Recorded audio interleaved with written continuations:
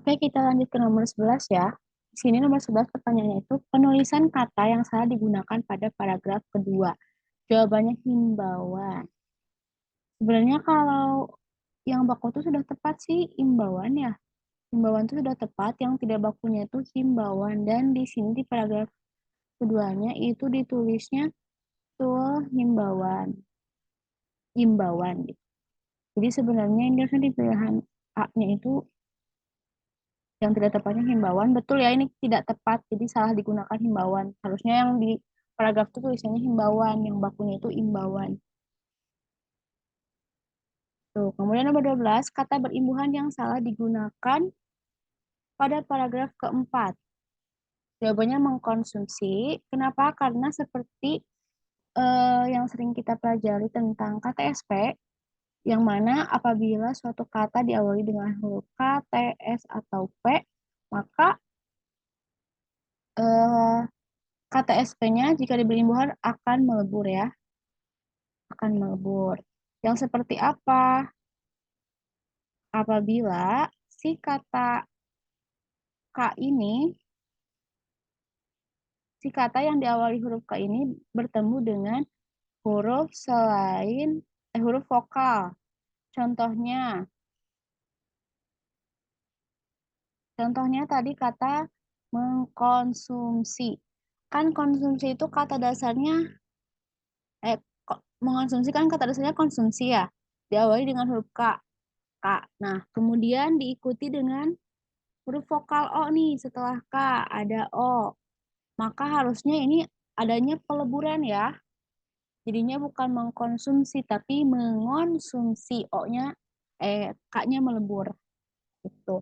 Kecuali kalau misalkan seperti kritik kan setelah huruf K itu ada R ya, yang mana R itu bukan termasuk huruf vokal, maka itu tidak melebur, tetap mengkritik.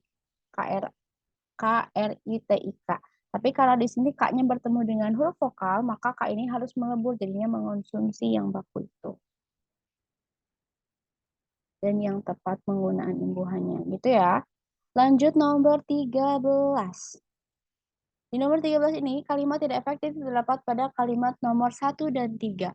Ketidakefektifannya kita bisa lihat di sini. Emas adalah logam mulai yang merupakan, setelah adalah adanya merupakan. Kemudian ada salah satu alternatif terbaik merupakan salah satu alternatif terbaik dalam berinvestasi. Sebenarnya untuk jadi kalimat efektif bisa susunan katanya diubah. Misalnya jadinya emas merupakan salah satu logam mulia. Emas merupakan salah satu logam mulia terbaik dalam berinvestasi. Jadi langsung terbaik dalam berinvestasi. Langsung tetap bisa dipahami kan maksudnya. Nah, kalau kayak gini ini pemborosan ada lah dan juga merupakan di satu kalimat. Kemudian juga ada salah satu alternatif terbaik. Di sini bisa diefektifkan lagi ya, seperti tadi yang sudah dikatakan sebelumnya. Kemudian di yang 3, di sini ada nilai emas cenderung meningkat dari waktu ke waktu. Nah, dari waktu ke waktu ini yang menjadi pemborosan kata. Ini tidak efektif. Dari waktu ke waktu, harusnya langsung aja. Nilai emas cenderung meningkat dan grafik pergerakan harga emas trennya selalu meningkat di jangka panjang. Ini juga ada kata trennya, yang mana efektif itu bisa kita lihat dari kesalahan penulisan juga ya. Di sini kalau misalkan pakai D harusnya miring kan, karena ini asing. Jadi harusnya kalau mau tetap pakai padanan kata bahasa Indonesia, D-nya dihilangkan saja biar tidak miring. Tapi kalau mau tetap miring, mau tetap pakai bahasa asing, maka harus dimiringkan penulisannya. Tuh. Gitu, makanya jawabannya 1 dan 3 yang tidak efektif. Lanjut nomor 14. Di nomor 14 ini ada pertimbangkan apakah kata yang tercetak tebal pada kalimat bernomor 2 perlu diperbaiki atau tidak. Di sini ada dibanding. Nah, dibanding ini tidak baku ya, harusnya dibandingkan. Nah, yang namanya perbandingan kan harus dengan apa? Makanya harus diikuti dengan kata dengan dibandingkan dengan jawabannya yang itu. Sebenarnya dibandingkan saja sudah baku, tapi karena di sini ada yang lebih baik lagi, maka harus dilengkapi dengan karena perbandingan harus dengan apa kan? Harus ada dua hal yang dibandingkan. Makanya ditambah dengan. Lanjut nomor 15, ada kalimat yang mengandung kata tidak baku. Terdapat pada kalimat nomor 3. Katanya di 3 ada yang tidak baku. Tadi ya, sudah sempat dibahas, ada kata trennya. Trennya ini harusnya kalau mau jadi tetap bahasa asing pakai D, itu harusnya dimiringkan. Kalau misalkan mau tetap mau pakai padanan kata bahasa Indonesia, maka D-nya dihilangkan. Jadi trennya, tidak perlu menggunakan D. Tuh, kemudian lanjut nomor 16. Dalam paragraf tersebut terdapat kalimat yang tidak baku. Kalimat yang tidak baku yaitu kalimat ketiga. Di sini ada kalimat ketiga 1, 2, 3 ya. Tetapi jika berlebihan akan membuat kita mudah mengantuk katanya di sini. Kira-kira yang mana yang tidak bakunya? Penggunaan konjungsi tetapi ini tidak sesuai ya. Harusnya tetapi ini masuknya ke konjungsi intrakalimat. Jadi tidak boleh di awal kalimat. Tapi jika berlebihan, rasa sakit, koma. Tetapi jika berlebihan akan membuat kita mudah mengantuk. Kemudian juga ini tidak perlu menggunakan koma. Makanya jawabannya ada di kalimat ketiga. Lanjut nomor 17. Di sini nomor 17 ada pernyataan manakah yang tidak sesuai dengan bacaan di atas. Nah, kalau kita lihat yang A, depresi mempunyai kemiripan dengan stres. Apakah betul? Ya ya, di sini ada perbedaan besar antara stres dan depresi. Tapi hampir mirip, berarti adanya kemiripan yang A ini ada. Stres juga merupakan masalah kesehatan mental. Apakah ya?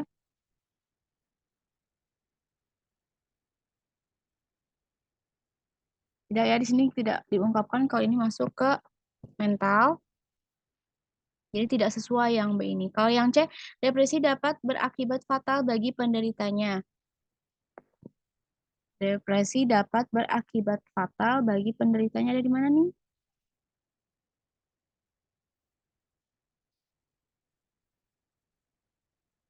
Ada di lanjutannya ya. Jadi kalau yang C ini ternyata ada perbedaan cukup besar antara stres dan depresi juga disinggung di sini. Perbedaan besar ada. Kemudian yang E, stres seringkali dianggap sebagai bagian dari kehidupan sehari-hari.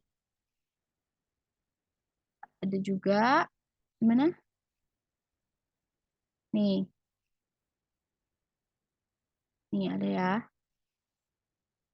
Oke. Jadi yang tidak sesuai itu yang B.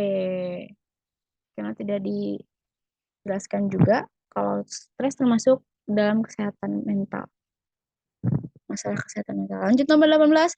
Kata yang ditulis tidak sesuai dengan ejaan terdapat pada, di sini jawabannya kalimat ketujuh. Kira-kira yang mana? Sama seperti gangguan kardiovaskular, depresi dikategorikan sebagai sebuah penyakit. Tidak sesuai dengan ejaan. Kardiovaskular sudah tepat belum kira-kira? Kardiovaskular. Nah, kardiovaskuler atau kardiovaskular harusnya itu,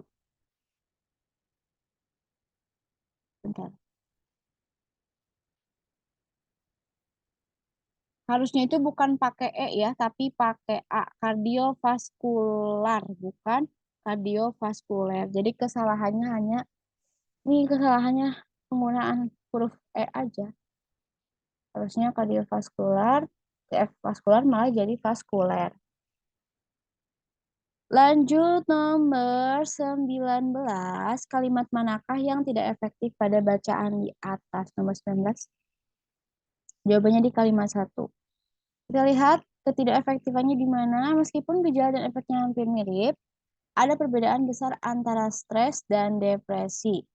Nah, di sini ketidakefektifannya itu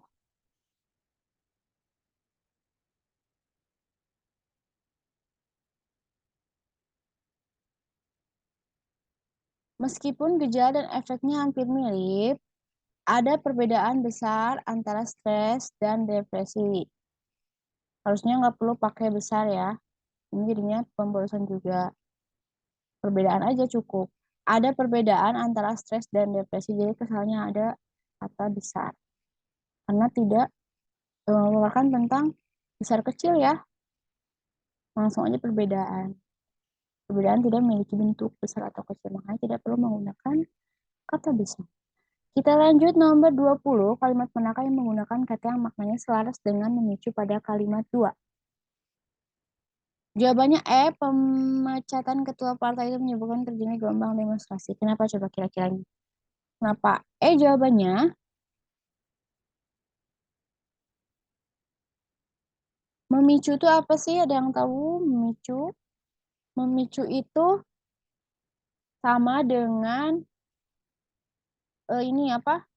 Menarik, menggerakkan sesuatu, memicu. Nah, kalau kita lihat di sini, di kalimat kedua, depresi merupakan masalah kesehatan umum yang dapat menyebabkan kedekasian berkepanjangan dan memicu pikiran bunuh diri. Nah, yang sesuai itu jadi tadi yang di pemecatan ketua partai itu menyebabkan terjadinya gelombang demonstrasi penyebaban gitu ya, pemicu. Sama ya maknanya ya dengan memicu. Kalau misalnya guru selalu mendorongnya untuk belajar rajin, tidak ada pemicunya, tidak ada penariknya ya. Kemudian yang B, tentara itu menarik pelatuk senjatanya setelah dia membidik. Ini juga tidak ada penariknya. Yang C, semangat juangnya membawanya menjadi pemenang lomba.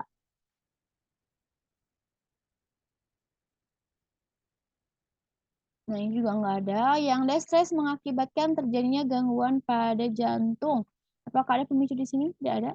Makanya kalau pencatatan kata ketua partai itu menyebabkan terjadinya gelombang demonstrasi. Jadi yang memicu adanya gelombang demonstrasi ini yaitu pemecatan ketua partai gitu ya. Oke, selesai yang KMBM. Selanjutnya nanti kita akan bahas untuk yang literasinya. Literasi TO UTBK ke-7.